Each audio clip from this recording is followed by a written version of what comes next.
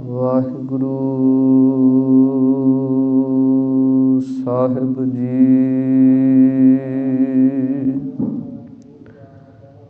ਇੱਕ ਓੰਕਾਰ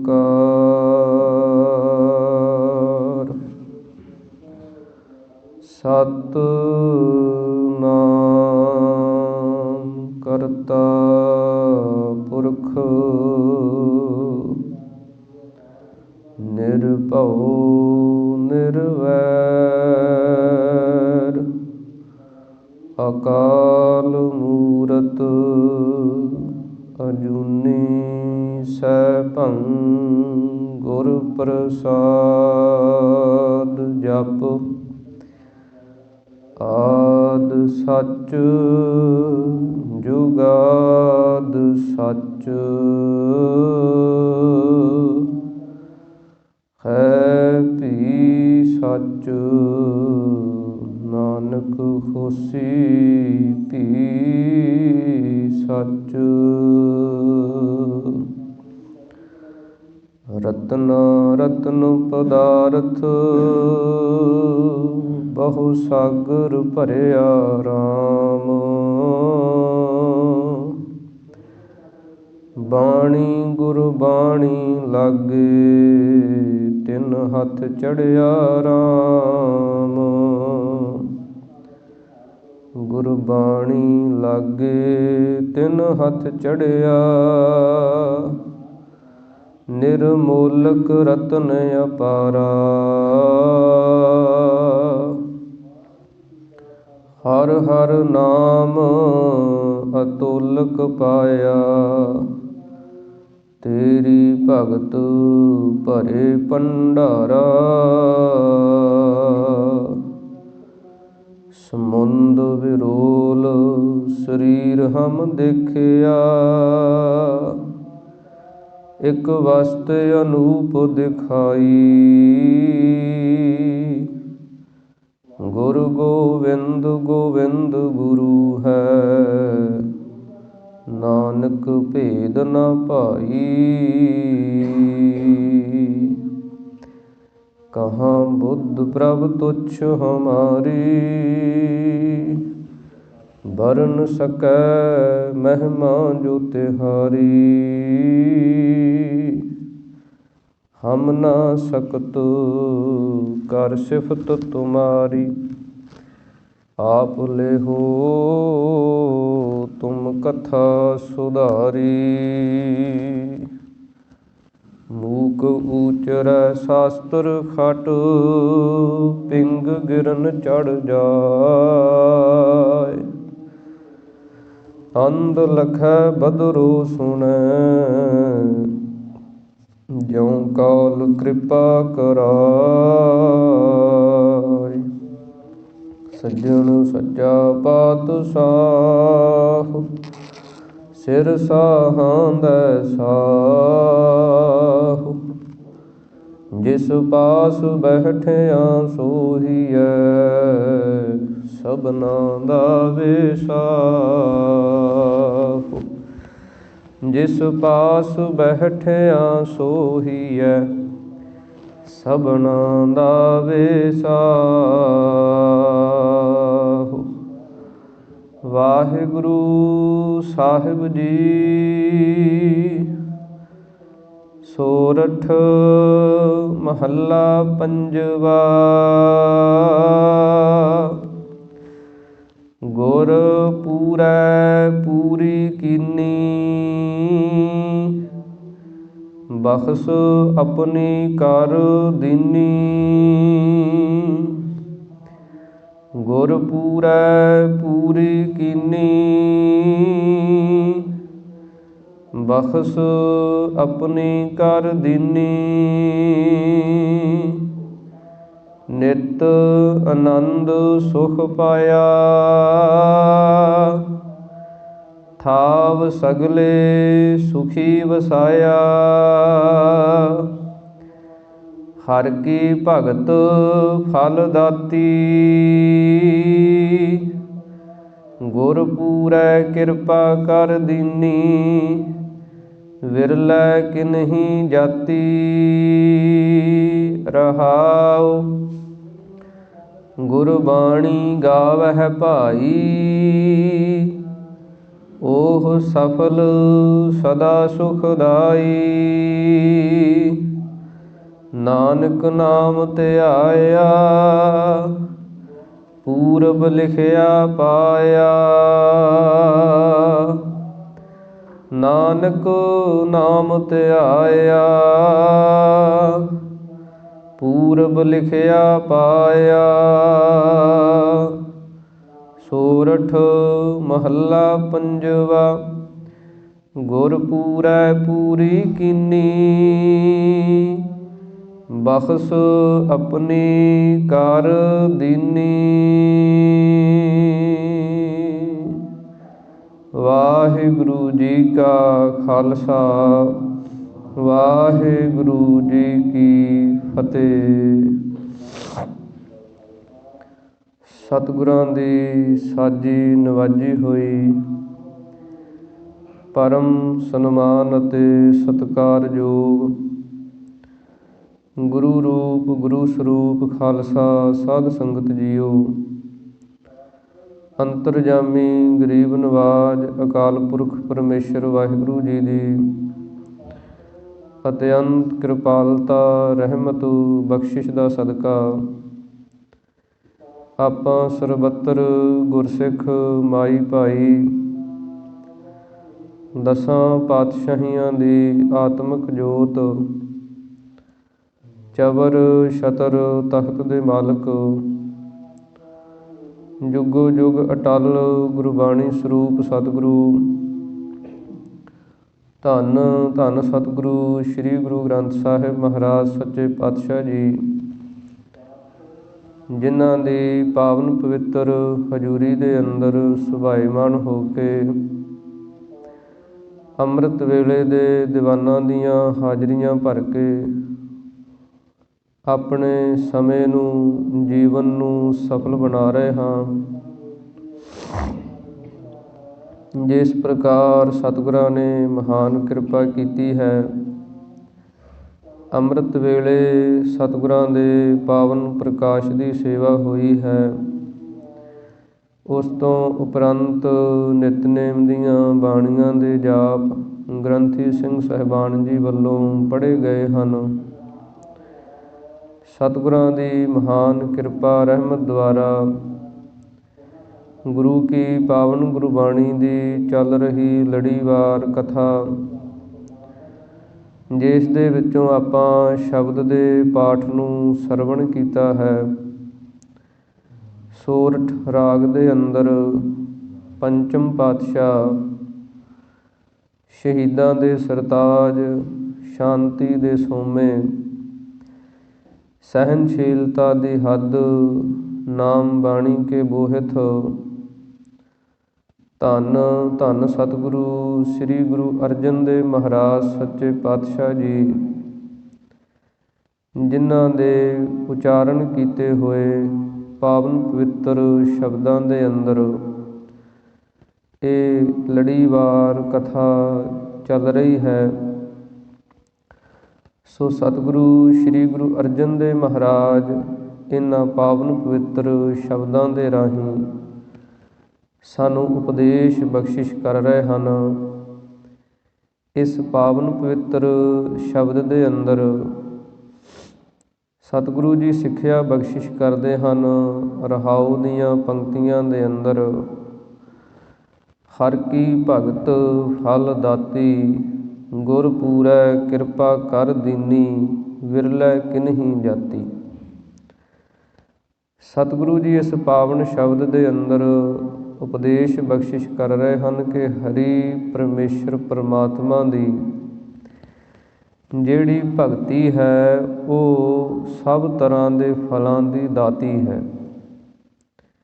ਜਿੰਨੇ ਫਲ ਹਨ, ਧਰਮ, ਅਰਥ, ਕਾਮ, ਮੋਖ, ਚਾਰ ਵੱਡੇ ਫਲ ਮੰਨੇ ਹਨ।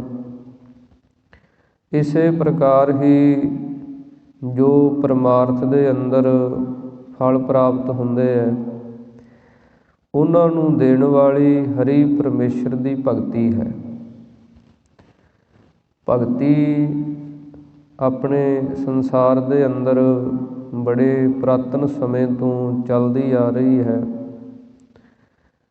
ਪੁਰਾਣੇ ਸਮਿਆਂ ਦੇ ਅੰਦਰ ਭਗਤੀ ਕੀਤੀ ਜਾਂਦੀ, ਜਿਵੇਂ ਸਭ ਤੋਂ ਪਹਿਲਾਂ ਸਤਿਯੁਗ ਦੇ ਸਮੇਂ ਦੇ ਅੰਦਰ ਭਗਤਾਂ ਦਾ ਜ਼ਿਕਰ ਆਉਂਦਾ ਹੈ। ਭਗਤ ਪ੍ਰਹਿਲਾਦ ਜੀ ਦਾ, ਭਗਤ ਧਰੂਵ ਜੀ ਦਾ, ਕਿ ਜਿਵੇਂ ਉਹਨਾਂ ਨੇ ਪਰਮੇਸ਼ਰ ਦੀ ਭਗਤੀ ਕੀਤੀ ਹੈ ਤਾਂ ਸਤਿਗੁਰੂ ਜੀ ਕਹਿੰਦੇ ਉਸੇ ਪ੍ਰਕਾਰ ਹੀ ਭਗਤੀ ਕਰਨੀ ਚਾਹੀਦੀ ਹੈ। ਜਿਵੇਂ ਭਗਤ ਪ੍ਰਹਿਲਾਦ ਜੀ ਨੇ ਭਰੋਸੇ ਦੇ ਨਾਲ, ਸਿਦਕ ਦੇ ਨਾਲ, ਦ੍ਰਿੜਤਾ ਦੇ ਨਾਲ ਪਰਮੇਸ਼ਰ ਦੀ ਭਗਤੀ ਕੀਤੀ ਹੈ, ਇਸੇ ਪ੍ਰਕਾਰ ਹੀ ਭਗਤ ਧਰੂਵ ਜੀ ਨੇ, ਜਿਨ੍ਹਾਂ ਦੀ ਉਮਰ ਤਕਰੀਬਨ 5 ਸਾਲ ਦੀ ਹੈ। ਸਤਿਗੁਰਾਂ ਦੀ ਪਾਵਨ ਬਾਣੀ ਦੇ ਅੰਦਰ ਬਚਨ ਹਨ, 5 ਬਰਸ ਕੋ ਅਨਾਥ ਧਰੂਵ ਬਾਰਕ, ਹਰ ਸਿਮਰਤ ਅਮਰ ਅਟਾਰੇ। ਕਿ 5 ਸਾਲ ਦੀ ਉਮਰ ਦੇ ਅੰਦਰ ਭਗਤ ਧਰੂਵ ਜੀ ਨੇ ਐਸੀ ਭਗਤੀ ਕੀਤੀ ਹੈ ਕਿ ਜਿਹੜੀ ਅਮਰ ਪਦਵੀ ਹੈ, ਅਟਲ ਪਦਵੀ ਹੈ, ਉਹਨੂੰ ਪ੍ਰਾਪਤ ਕਰ ਲਿਆ। ਇਸੇ ਪ੍ਰਕਾਰ ਹੀ ਭਗਤ ਪ੍ਰਹਿਲਾਦ ਜੀ ਦਾ ਜ਼ਿਕਰ ਆਉਂਦਾ ਹੈ ਕਿ ਜਿਵੇਂ ਉਹਨਾਂ ਨੇ ਭਗਤੀ ਕੀਤੀ ਹੈ ਤੇ ਸਭ ਤਰ੍ਹਾਂ ਕਰਕੇ ਉਹਨਾਂ ਦੀ ਰੱਖਿਆ ਵੀ ਹੋਈ। ਫਿਰ ਹਰ ਜੁਗ ਜੁਗ ਭਗਤ ਉਪਾਇਆ, ਪੈਜ ਰੱਖਦਾ ਆਇਆ RAM ਰਾਜੇ। ਹਰਨਾਕਸ਼ ਦੁਸ਼ਟ ਹਰ ਮਾਰਿਆ, ਪ੍ਰਹਿਲਾਦ ਤਰਾਇਆ। ਜਿੱਥੇ ਉਹ ਪਰਮੇਸ਼ਰ ਵਾਹਿਗੁਰੂ ਨੇ ਹਰਨਾਕਸ਼ ਵਰਗੇ ਜਿਹੜੇ ਕੋਈ ਦੁਸ਼ਟ ਸਨ ਉਹਨਾਂ ਨੂੰ ਮਾਰਿਆ, ਉੱਥੇ ਭਗਤ ਪ੍ਰਹਿਲਾਦ ਜੀ ਨੂੰ ਤਾਰਿਆ। ਇਸ ਕਰਕੇ ਸਤਿਗੁਰੂ ਜੀ ਕਹਿੰਦੇ ਭਗਤੀ ਜਿਹੜੀ ਹੈ ਉਹ ਪਰਮੇਸ਼ਰ ਵਾਹਿਗੁਰੂ ਦੀ ਸਰਵੋਤਮ ਹੈ। ਜਿਨ੍ਹਾਂ ਜਿਨ੍ਹਾਂ ਨੇ ਭਗਤੀ ਕੀਤੀ ਹੈ, ਸਤਿਗੁਰਾਂ ਦੀ ਪਾਵਨ ਬਾਣੀ ਬਚਨ ਕਰਦੀ ਹੈ, ਜੋ ਜੋ ਤਰਿਓ ਪੁਰਾਤਨ ਨਵਤਨ, ਭਗਤ ਭਾਏ ਗੁਰਦੇਵਾ। ਕਿ ਜੋ ਜੋ ਵੀ ਇਹ ਸੰਸਾਰ ਸਮੁੰਦਰ ਦੇ ਅੰਦਰੋਂ ਤਰਿਆ ਹੈ, ਚਾਹੇ ਉਹ ਪੁਰਾਤਨ ਸਮੇਂ ਦੇ ਅੰਦਰ ਭਗਤ ਹੋਏ ਹੈ, ਚਾਹੇ ਉਹ ਨਵੀਨ ਕਲਯੁਗ ਦੇ ਸਮੇਂ ਦੇ ਅੰਦਰ ਭਗਤ ਹੋਏ ਹੈ, ਉਹ ਤਰੇ ਹੈ ਤੇ ਕੇਵਲ ਪਰਮੇਸ਼ਰ ਦੀ ਪ੍ਰੇਮਾ ਭਗਤੀ ਦੁਆਰਾ। ਕਿਉਂਕਿ ਉਹ ਪਰਮੇਸ਼ਰ ਵਾਹਿਗੁਰੂ ਭਗਤੀ 'ਤੇ ਹੀ ਪ੍ਰਸੰਨ ਹੁੰਦਾ। ਇਸ ਕਰਕੇ ਸਤਿਗੁਰੂ ਜੀ ਬਚਨ ਕਰਦੇ ਹਨ ਕਿ ਹਰ ਕੀ ਭਗਤ ਫਲ ਦਾਤੀ। ਹਰੀ ਪਰਮੇਸ਼ਰ ਦੀ ਭਗਤੀ ਜਿਹੜੀ ਹੈ ਉਹ ਫਲਾਂ ਨੂੰ ਦੇਣ ਵਾਲੀ। ਭਗਤੀ ਜਿਹੜੀ ਹੈ ਉਹਦੇ ਵਾਸਤੇ 2 ਜਿਹੜੇ ਮੁੱਖ ਅੰਗ ਮੰਨੇ ਹੈ, ਇੱਕ ਤੇ ਹੈ ਪ੍ਰੇਮ ਤੇ ਦੂਸਰੀ ਹੈ ਸ਼ਰਧਾ। ਪ੍ਰੇਮ ਤੇ ਸ਼ਰਧਾ ਤੋਂ ਬਿਨਾਂ ਜਿਹੜੀ ਭਗਤੀ ਹੈ ਉਹ ਅਧੂਰੀ ਮੰਨੀ ਹੈ, ਹੋ ਨਹੀਂ ਸਕਦੀ ਭਗਤੀ। ਕਿਉਂਕਿ ਭਗਤੀ ਕਰਨ ਵਾਸਤੇ ਸਮਰਪਣ ਦੀ ਲੋੜ ਪੈਂਦੀ ਹੈ। ਸਭ ਕੁਝ ਆਪਣਾ ਗੁਰੂ ਨੂੰ ਸਮਰਪਣ ਕਰਨਾ, ਤੇ ਫਿਰ ਸ਼ਰਧਾ ਰੱਖਣੀ, ਤੇ ਫਿਰ ਪ੍ਰੇਮ ਰੱਖਣਾ। ਇਹ 2 ਚੀਜ਼ਾਂ ਦੇ ਨਾਲ ਕੀਤੀ ਹੋਈ ਭਗਤੀ ਜਿਹੜੀ ਹੈ ਉਹ ਸਫਲੀ ਹੁੰਦੀ ਹੈ। ਕਿਉਂਕਿ ਭਗਤ ਦੇ ਜੀਵਨ ਦੇ ਅੰਦਰ ਨਾ ਤੇ ਕਿਸੇ ਪ੍ਰਕਾਰ ਦੀ ਕੋਈ ਤਰਕ ਹੁੰਦੀ ਹੈ, ਨਾ ਸ਼ੰਕਾ ਹੁੰਦਾ, ਜਿਹਦੇ ਕਰਕੇ ਸ਼ਰਧਾ ਮਜ਼ਬੂਤ ਬਣਦੀ ਹੈ। ਇਸੇ ਪ੍ਰਕਾਰ ਹੀ ਹੋਰ ਧਾਰਮਿਕ ਵਿਦਵਾਨਾਂ ਨੇ ਆਪਣੇ ਖਿਆਲ ਦੱਸੇ ਹਨ ਕਿ ਸ਼ਰਧਾ ਜਿਹੜੀ ਹੈ ਉਹ ਧਰਮ ਦਾ ਬੀਜ ਹੈ। ਸ਼ਰਧਾ ਦੇ ਵਿੱਚੋਂ ਹੀ ਧਰਮ ਜਿਹੜਾ ਉਹ ਪੈਦਾ ਹੁੰਦਾ, ਤੇ ਧਰਮ ਹੀ ਜਿਹੜਾ ਫਿਰ ਭਗਤੀ ਜਿਹੜੀ ਜੀਵਨ ਦੇ ਅੰਦਰ ਲੈ ਕੇ ਆਉਂਦਾ। ਭਗਤੀ ਦੇ ਵਿੱਚੋਂ ਹੀ ਫਿਰ ਆਤਮਿਕ ਗਿਆਨ ਦੀ ਪ੍ਰਾਪਤੀ ਹੁੰਦੀ ਹੈ। ਆਤਮਿਕ ਗਿਆਨ ਦੁਆਰਾ ਹੀ ਇਹ ਸੰਸਾਰ ਦੇ ਅੰਦਰ ਮੁਕਤੀ ਹੁੰਦੀ ਹੈ, ਤੇ ਮੁਕਤੀ ਦੁਆਰਾ ਹੀ ਆਨੰਦ ਦੀ ਪ੍ਰਾਪਤੀ ਹੈ।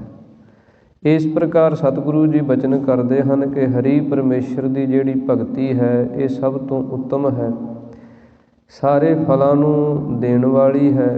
ਗੁਰ ਪੂਰੈ ਕਿਰਪਾ ਕਰ ਦੀਨੀ। ਇਹ ਜਿਹੜੀ ਭਗਤੀ ਹੈ ਉਹ ਗੁਰੂ ਨੇ ਕਿਰਪਾ ਕਰਕੇ ਸਿੱਖਾਂ ਦੇ ਤਾਈਂ ਬਖਸ਼ਿਸ਼ ਕੀਤੀ ਹੈ। ਵਿਰਲਾ ਕਿਨਹੀ ਜਾਤੀ, ਕਿਸੇ ਵਿਰਲੇ ਨੇ ਹੀ ਇਸ ਭਗਤੀ ਨੂੰ ਜਾਣਿਆ ਹੈ। ਸਤਿਗੁਰਾਂ ਦੀ ਪਾਵਨ ਬਾਣੀ ਬਚਨ ਕਰਦੀ ਹੈ, ਭਗਤ ਭਗਤਨ ਹੂੰ ਬਣ ਆਈ। ਜਿਹੜੀ ਭਗਤੀ ਹੈ ਇਹ ਭਗਤ ਜਿਹੜੇ ਉਹ ਆਪਣੇ ਜੀਵਨ ਦੇ ਅੰਦਰ ਧਾਰਨ ਕਰਦੇ ਆ। ਸਤਿਗੁਰਾਂ ਦੀ ਪਾਵਨ ਗੁਰਬਾਣੀ ਦੇ ਅੰਦਰ 15 ਭਗਤਾਂ ਦੀ ਬਾਣੀ ਦਰਜ ਹੈ। ਚਾਹੇ ਉਹ ਭਗਤ ਕਬੀਰ ਸਾਹਿਬ ਜੀ ਹਨ, ਭਗਤ ਫਰੀਦ ਜੀ ਹਨ, ਭਗਤ ਰਵਿਦਾਸ ਜੀ ਹਨ, ਭਗਤ ਤ੍ਰਿਲੋਚਨ ਜੀ ਹਨ, ਭਗਤ ਨਾਮਦੇਵ ਜੀ ਹਨ, ਭਗਤ ਜੈਦੇਵ ਜੀ ਹਨ, ਭਗਤ ਧੰਨਾ ਜੀ ਹਨ। ਅਤੇ ਉਹ ਸਾਰੇ ਭਗਤਾਂ ਦਾ ਜਦੋਂ ਆਪਾਂ ਜੀਵਨ ਪੜ੍ਹਦੇ ਹਾਂ ਤਾਂ ਉਹਨਾਂ ਨੇ ਭਗਤੀ ਹੋਈ ਕੀਤੀ ਹੈ, ਹੋਰ ਕੋਈ ਵੱਖਰੇ ਕਾਰਜ ਨਹੀਂ ਕੀਤੇ। ਕੇਵਲ ਅਤੇ ਕੇਵਲ ਉਹਨਾਂ ਨੇ ਪਰਮੇਸ਼ਰ ਦੀ ਭਗਤੀ ਕੀਤੀ ਹੈ, ਇਸੇ ਕਰਕੇ ਉਹਨਾਂ ਨੂੰ ਭਗਤ ਕਿਹਾ ਜਾਂਦਾ। ਇਸ ਪ੍ਰਕਾਰ ਜਿਵੇਂ ਉਹਨਾਂ ਭਗਤਾਂ ਨੇ ਆਪਣੇ ਜੀਵਨ ਦੇ ਅੰਦਰ ਭਗਤੀ ਕੀਤੀ ਹੈ ਅਤੇ ਉਹ ਭਗਤੀ ਦੁਆਰਾ ਹੀ ਅੱਜ ਵੀ ਆਪਾਂ ਉਹਨਾਂ ਭਗਤਾਂ ਨੂੰ ਯਾਦ ਕਰਦੇ ਹਾਂ। ਉਹਨਾਂ ਦੀ ਪਾਵਨ ਗੁਰਬਾਣੀ ਸ੍ਰੀ ਗੁਰੂ ਗ੍ਰੰਥ ਸਾਹਿਬ ਮਹਾਰਾਜ ਜੀ ਦੇ ਅੰਦਰ ਦਰਜ ਹੋਈ ਹੈ। ਇਸ ਪ੍ਰਕਾਰ ਸਤਿਗੁਰੂ ਜੀ ਕਹਿੰਦੇ ਹਰੀ ਪਰਮੇਸ਼ਰ ਦੀ ਭਗਤੀ ਜਿਹੜੀ ਹੈ ਉਹ ਸਭ ਤੋਂ ਸਰਵੋਤਮ ਹੈ। ਸੋ ਸਤਿਗੁਰੂ ਸ੍ਰੀ ਗੁਰੂ ਅਰਜਨ ਦੇਵ ਮਹਾਰਾਜ ਇਸ ਪਾਵਨ ਪਵਿੱਤਰ ਸ਼ਬਦ ਰਾਹੀਂ ਆਪਾਂ ਨੂੰ ਉਪਦੇਸ਼ ਬਖਸ਼ਿਸ਼ ਕਰ ਰਹੇ ਹਨ। ਮਨ ਬਿਰਤੀਆਂ ਨੂੰ ਇਕਾਗਰ ਕਰਕੇ ਆਪਾਂ ਇਸ ਪਾਵਨ ਪਵਿੱਤਰ ਸ਼ਬਦ ਦੀ ਵਿਚਾਰ ਨੂੰ ਸਰਵਣ ਕਰੀਏ। ਸਾਰੀ ਸੰਗਤ ਪ੍ਰੇਮ ਦੇ ਨਾਲ ਇੱਕ ਵਾਰੀ ਉਚਾਰਨ ਕਰੋ ਜੀ। ਸਤਿਨਾਮ ਸ੍ਰੀ ਵਾਹਿਗੁਰੂ ਸਾਹਿਬ ਜੀ। ਵਾਹਿਗੁਰੂ ਸਾਹਿਬ ਜੀ। ਸੋਰਠ ਮਹੱਲਾ ਪੰਜਵਾ। ਗੁਰ ਪੂਰੈ ਪੂਰੀ ਕੀਨੀ, ਬਖਸ਼ ਆਪਣੀ ਕਰ ਦੀਨੀ। ਸਤਿਗੁਰੂ ਸ੍ਰੀ ਗੁਰੂ ਅਰਜਨ ਦੇਵ ਮਹਾਰਾਜ ਉਚਾਰਨ ਕਰਦੇ ਹਨ ਕਿ ਪੂਰੇ ਗੁਰਾਂ ਨੇ ਜਦੋਂ ਪੂਰੀ ਕੀਨੀ, ਪੂਰੀ ਕਿਰਪਾ ਜਿਹੜੀ ਹੈ ਸਾਡੇ ਉੱਤੇ ਕਰ ਦਿੱਤੀ। ਪੂਰੇ ਗੁਰੂ ਦੀ ਜਦੋਂ ਪੂਰਨ ਕਿਰਪਾ ਹੋ ਜਾਂਦੀ ਹੈ ਫਿਰ ਬਖਸ਼ ਆਪਣੀ ਕਰ ਦੀਨੀ। ਫਿਰ ਉਹ ਪਰਮੇਸ਼ਰ ਵਾਹਿਗੁਰੂ ਦੀ ਜਿਹੜੀ ਭਗਤੀ ਦੇ ਭੰਡਾਰੇ ਸੀ ਉਹ ਗੁਰੂ ਨੇ ਸਾਨੂੰ ਬਖਸ਼ਿਸ਼ ਕਰ ਦਿੱਤੇ। ਭਗਤ ਭੰਡਾਰ ਨਾਨਕ ਕੋ ਸੌਂਪੇ। ਕਿ ਸ੍ਰੀ ਗੁਰੂ ਨਾਨਕ ਦੇਵ ਮਹਾਰਾਜ ਸੱਚੇ ਪਾਤਸ਼ਾਹ ਜੀ ਨੇ ਅਕਾਲ ਪੁਰਖ ਪਰਮੇਸ਼ਰ ਤੋਂ ਭਗਤੀ ਜਿਹੜੀ ਉਹ ਲੈ ਕੇ ਆਂਦੀ ਇਸ ਕਲਯੁਗ ਦੇ ਸਮੇਂ ਦੇ ਅੰਦਰ। ਇਸ ਪ੍ਰਕਾਰ ਸਤਿਗੁਰੂ ਜੀ ਕਹਿੰਦੇ ਹਨ ਕਿ ਗੁਰੂ ਨੇ ਪੂਰਨ ਕਿਰਪਾ ਕਰਕੇ ਸਾਨੂੰ ਜਿਹੜੀ ਭਗਤੀ ਦੀ ਬਖਸ਼ਿਸ਼ ਸੀ ਉਹ ਕਰ ਦਿੱਤੀ। ਸਾਨੂੰ ਨਾਮ ਬਾਣੀ ਦੀ ਭਗਤੀ ਦੇ ਨਾਲ ਜੋੜ ਦਿੱਤਾ। ਨਿਤ ਆਨੰਦ ਸੁਖ ਪਾਇਆ, ਥਾਵ ਸਗਲੇ ਸੁਖੀ ਵਸਾਇਆ। ਜਿਸ ਭਗਤੀ ਦਾ ਸਦਕਾ ਫਿਰ ਸਤਿਗੁਰੂ ਜੀ ਕਹਿੰਦੇ ਜੋ ਨਿਤ ਰਹਿਣ ਵਾਲਾ ਪਰਮੇਸ਼ਰ ਵਾਹਿਗੁਰੂ ਹੈ, ਜਿਹੜਾ ਆਨੰਦ ਸਰੂਪ ਹੈ, ਜਿਹੜਾ ਸਦਾ ਸੁਖ ਰਹਿਣ ਵਾਲਾ ਹੈ, ਉਸ ਨੂੰ ਅਸੀਂ ਪਾਇਆ ਕਹੀਏ ਪ੍ਰਾਪਤ ਕਰ ਲਿਆ। ਜਿਹੜਾ ਸਤ ਚਿੱਤ ਆਨੰਦ ਸਰੂਪ ਪਰਮੇਸ਼ਰ ਵਾਹਿਗੁਰੂ ਹੈ ਨਾ, ਕਿ ਉਹਦਾ ਨਾਸ ਨਹੀਂ ਹੁੰਦਾ, ਉਹ ਨਿੱਤ ਰਹਿੰਦਾ। ਫਿਰ ਉਹਨੂੰ ਕੋਈ ਗਮੀ ਨਹੀਂ ਹੁੰਦੀ, ਉਹ ਆਨੰਦ ਦੇ ਸਹਿਤ ਰਹਿੰਦਾ। ਫਿਰ ਉਹਨੂੰ ਕਦੇ ਦੁੱਖ ਨਹੀਂ, ਸੁੱਖ ਹੀ ਹਨ। ਐਸਾ ਜਿਹੜਾ ਪਰਮੇਸ਼ਰ ਵਾਹਿਗੁਰੂ ਹੈ ਜਾਂ ਇਹ ਜਿਹੜੇ ਗੁਣ ਹਨ ਕਿ ਅਸੀਂ ਸਦਾ ਹੀ ਆਨੰਦ ਦੇ ਸਹਿਤ ਰਹੀਏ, ਸਦਾ ਹੀ ਸੁੱਖ ਦੇ ਸਹਿਤ ਰਹੀਏ, ਇਹਦੀ ਪ੍ਰਾਪਤੀ ਫਿਰ ਸਤਿਗੁਰੂ ਜੀ ਕਹਿੰਦੇ ਭਗਤੀ ਦੁਆਰਾ ਹੁੰਦੀ ਹੈ। ਭਗਤੀ ਤੋਂ ਬਿਨਾਂ ਆਤਮਿਕ ਸੁੱਖ ਨਹੀਂ ਮਿਲਦਾ, ਆਤਮਿਕ ਆਨੰਦ ਨਹੀਂ ਪ੍ਰਾਪਤ ਹੁੰਦਾ। ਇਸ ਕਰਕੇ ਸਤਿਗੁਰੂ ਜੀ ਕਹਿੰਦੇ ਗੁਰੂ ਪਾਸੋਂ ਹੀ ਇਹ ਆਨੰਦ ਦੀ ਅਤੇ ਸੁੱਖ ਦੀ ਪ੍ਰਾਪਤੀ ਹੁੰਦੀ ਹੈ। ਜਿਵੇਂ ਸਤਿਗੁਰੂ ਜੀ ਬਚਨ ਕਰਦੇ ਹਨ, ਆਨੰਦ ਆਨੰਦ ਸਭ ਕੋ ਕਹੈ, ਆਨੰਦ ਗੁਰੂ ਤੇ ਜਾਣਿਆ। ਆਨੰਦ ਤੇ ਜਿਹੜਾ ਸੰਸਾਰ ਦੇ ਅੰਦਰ ਜੀਵਾਂ ਨੇ ਬੜੇ ਪ੍ਰਕਾਰ ਦਾ ਮੰਨਿਆ ਹੈ। ਕਿਸੇ ਨੇ ਚੰਗਾ ਖਾਣ ਪੀਣ ਦੇ ਅੰਦਰ ਆਨੰਦ ਮੰਨਿਆ ਹੈ, ਕਿਸੇ ਨੇ ਚੰਗਾ ਪਹਿਨਣ ਦੇ ਅੰਦਰ ਆਨੰਦ ਮੰਨਿਆ ਹੈ। ਵੱਖੋ ਵੱਖਰੇ ਢੰਗ ਦੇ ਨਾਲ ਇਸ ਸੰਸਾਰੀ ਸੁੱਖਾਂ ਨੂੰ ਆਨੰਦ ਮੰਨਿਆ ਹੈ। ਪਰ ਸਤਿਗੁਰੂ ਜੀ ਕਹਿੰਦੇ ਅਸਲੀ ਜਿਹੜਾ ਆਨੰਦ ਹੈ ਉਹ ਗੁਰੂ ਤੋਂ ਪ੍ਰਾਪਤ ਹੁੰਦਾ।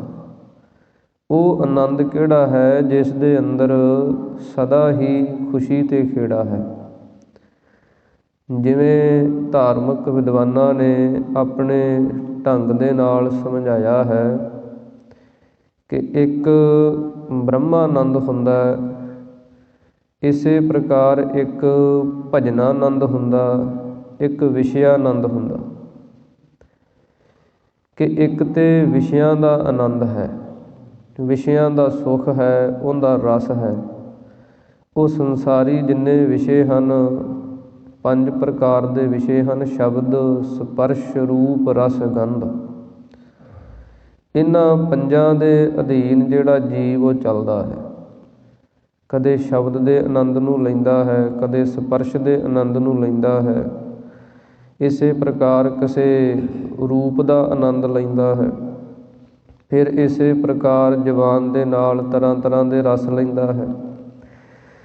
ਇਸੇ ਪ੍ਰਕਾਰ ਸੁਗੰਧੀਆਂ ਦੇ ਰਸ ਲੈਂਦਾ ਹੈ। ਇਹ ਵਿਸ਼ਿਆਂ ਦਾ ਆਨੰਦ ਹੈ, ਜਿਸ ਨੂੰ ਵਿਸ਼ਿਆਨੰਦ ਆਖਿਆ ਜਾਂਦਾ।